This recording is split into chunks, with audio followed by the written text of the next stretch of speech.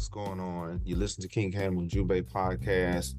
I'd like a big shout out to the fam. We're here once again together.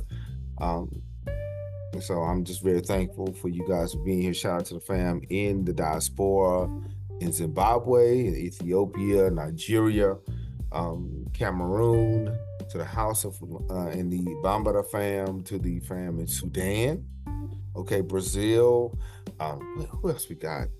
Um, LA, okay, New York, Texas. All right. We're here together one more time to get down with the get down. And just this has been a journey. I really appreciate it. I really enjoy it.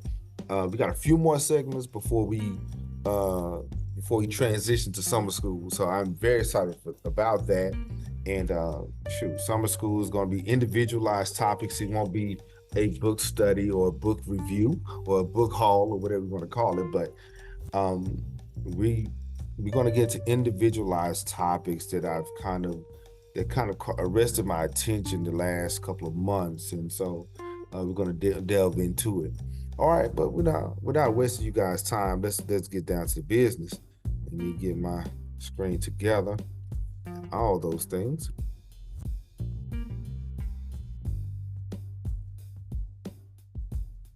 All right, here we go. What's going on? One more time, this is the King Cam and Ujumbe podcast, and this is the night school segment. And so I'm just very grateful that you guys are with me one more time. Let me see here. All right, we're dealing with chapter 9. The topic is the Builders of the South, part 1. It's a pretty heavy chapter, very similar to chapters 2 and 3 of the book. And so I figure I'll split this in half for the sake of time. I don't like hijacking people's time and prolonging it, yeah? So we're dealing with chapter 9, the Builders of the South. Yeah, I thought the Cities of Stone a few podcasts ago, a few shows ago, a few episodes ago was going to deal with that, and it kind of turned the corner. So now we're in Zimbabwe, finally. All right, so chapter 9, the Builders of the South. Of course, it's an introduction to African history geared just for you, designed to foster a life of learning. We're in this together. We're all learning together. Don't forget to like, comment, subscribe, and all those wonderful things. Now, we will be doing this once a week. I know I skipped a few weeks and all that, but it's once a week and to go over a few readings on the continent. Yes. Are there any other civilizations in Africa outside of Kemet? Sure is. And we're going to get into it. I think the Lost Cities of Africa is pretty thorough with that. And so this is just sub-regions of Africa. We are along the southeastern region now. Okay, we traveled throughout Africa. We're now in the southeastern region. I'm very happy. I'm very excited. We're almost done, but we're in this area right here. All right, of course, the book we're coming out of is Basil Davidson's Lost Cities of Africa. Very good book. It is dated, y'all. It is dated. They talk about Rhodesia. Okay, and so as a state or recognized country, it is not there anymore, but it's still some good information. All right, we look at the literature and things like that, and that's very dated. So I think this is okay. All right, so let's recap. What was the greatness of Ethiopian Axum? Check it out. That was from the show last week. Was there a Nile River War? Pretty interesting. Okay. Everything wasn't hotep and peaceful. They had to throw hands. Was there a Nile River War? You guys tell me. Okay. And Eureka or Inguraka. All right. And who were the Nzanians? I kind of lightly touched on it. I really didn't lean into it, but we're going to briefly touch on that really quickly, but let's get to it. The Nzanians, okay, let me see, page 233, the Nzanians, between the years 500 and 1500 AD, they lived in that area in Guraka, okay, but this was a conglomerate of people. It very similar to a lot of major groups in Africa. It was just a large group that came together and fellowshiped and worked. In some of the Gala people, the Maasai people, the Somali people, they were pastoral nomads, and they became this, I guess, this unorganized federation called the Tanzanians. Okay, um, they were along the Kenya and the Tanzania area and along the Swahili coast. So they were protectors. They had their own norms and customs and things like that. And so the Bantu-speaking kings of Congo, whom the Portuguese found at the end of the 15th century, were traditionally members. A lot of them were the blacksmith mystery group. So they did have a mystery system. It wasn't just in Kemet, it was also in other places. They had these schools of thought where you got trained over the years. You was an apprentice, and then you was, say, uh, a journeyman or whatever, and then you was a master that trained other people. So, so it wasn't just an isolated situation where it was just like the Kemetic spiritual sciences or the Dogon people in West Africa. These things, these customs were all over our beloved continent. And so it's pretty interesting. Now, let's get down to it. Now, today we're going to identify and discuss the major concepts of the book entitled The Lost Cities of Africa, Chapter 9, and The Builders of the South, Part 1. Now, I'm going to read this real quick. That, according to, it says, according to David Randall McIver, there has been such a labor expended here as on the building of the pyramids. They put in work in the South. It wasn't just, say, in Egypt and Meroe where the pyramids were built, and a lot of focus and people were hyper focused on the northeastern area of Africa. It was happening in the southeastern area also. So that's what I want you guys to understand. This was not an isolated situation where one group of people, one empire was doing all these things. It was multiple empires overlapping, and they was working and striving at different times. But once again, it was not an isolated incident. Okay, so here's some of the essential questions. What was the exceeding great country? How was the Great Zimbabwe built? Is there an African replica of King Solomon's temple? Okay, and last one, was it African or Phoenician? All right, so check it out. All right, what was the exceeding great country? Zimbabwe. Okay, Davison asserted beyond this country towards the interior lies the great kingdom of Monomotapa. I heard of Monomotapa, but the kingdom of Monomotapa, that's the first time I ever heard of that word. Okay, that's pretty interesting. So when we go in beyond the Swahili coast, Tanzania, into the interior, then we have Monomotapa. The Moors called the people Kafirs, or, some people, remember we talked about that, the Arab or African situation. A lot of people look down on them because of how they looked or how they dressed. They were black men, and they go naked. Of course, they said save from the waist down. It was too hot to be wearing all that. So they kept their, they kept it modest, but they still had their chest out. You see what I'm saying? So some people looked at them and called them heathen type people, and that wasn't cool. I think just because they're different, or they have a different language, different customs, does not mean they're kafir or they're heathen type people. But this was a kingdom. Monomotapa was a kingdom. Okay, what was the exceeding great country? They would meet these people, the Europeans and many others would meet emissaries from the far interior. Why? Because they wanted something from them to purchase cotton, camlets, and silk. So silk wasn't only in China. Okay, silk wasn't only in China. It was in Africa, in Zimbabwe. Okay, it was in this area. But before I go into all that, really quick, I don't want to skip anything, but I'll read it in a second, y'all. I'll read it in a second. Monomotapa among the kingdoms was the most powerful. Okay, it was the most powerful. And it took travelers 15 to 20 days from the coast to get there. Yeah, so it wasn't just a quick road trip down the street or something like that. They took a journey to get there to get these items. Okay, these kingdoms were independent in and of themselves, self-reliant. They didn't need anything from outside influences or European influence. This was a world that didn't know Europe existed, and they was fine with that. Okay, and they would arrive in a city called Zimbabwe. Okay, Zimbabwe. That was the city. That was the town. Okay, and so most of these ruins that you see are found in a wide segment of the South Central hinterland, including, I told you, Rhodesia, the southern fringe of Belgian Congo.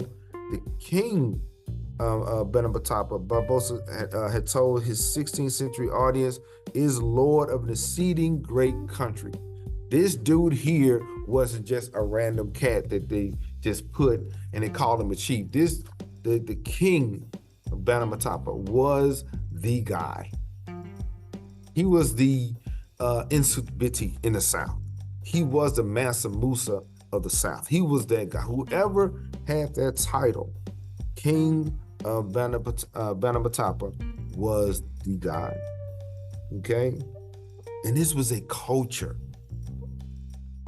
This was a culture. And the people that served him on page, was it 244, served him on bended knee.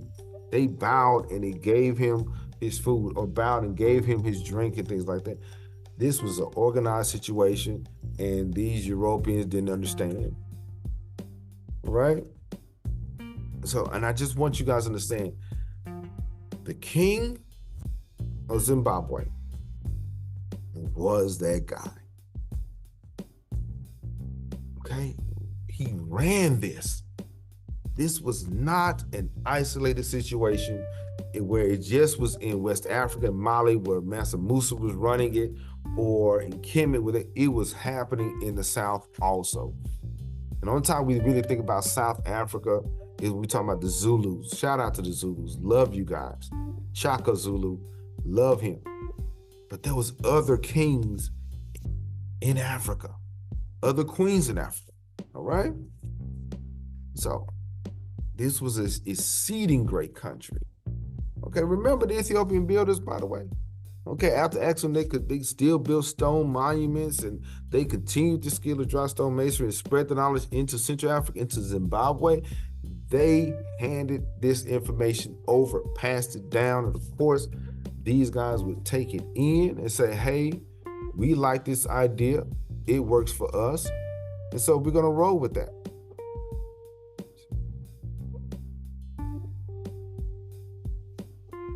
Hold on, I'm trying to see if you can hear me. All right, I'm just trying to make sure the sound is good. So, yeah, okay. Trying to make sure the sound is good. I didn't want to. There we go. All right, now, so they continued the skill of dry stone masonry and spread the knowledge into Central Africa, into Zimbabwe. The art of building in dry stone without mortar was definitely an ancient custom, an African custom. Now, the great Zimbabwe, this was an illustration, but look at how wonderful it looks, how organized it is. Okay, this is a great Zimbabwe. This land is a group of stone ruins lying along 17 miles southeast of Fort Victoria, a few miles from the main road. Just like the different groups of stones put together, different cultures came together in the South to build this. Okay? Now, but before I move into the other part of this section, these are the kingdoms here. Overlapping. Yes, we know about Mali, Songhai, and the people, the nations of West Africa, but these are nations here in Southeast Africa that is hardly talked about. We got Mutapa up there, Zimbabwe down here, Mpumbwe down here, Tive, Manyika right here. Let me see what else. Shout out to Roosevelt. And so they were all there. Think about this, y'all. This was happening all at the same time. While Mansa Musa and the Ashanti and many others was doing their thing, the Zimbabwe people, Motapa people was doing theirs down here. Same time.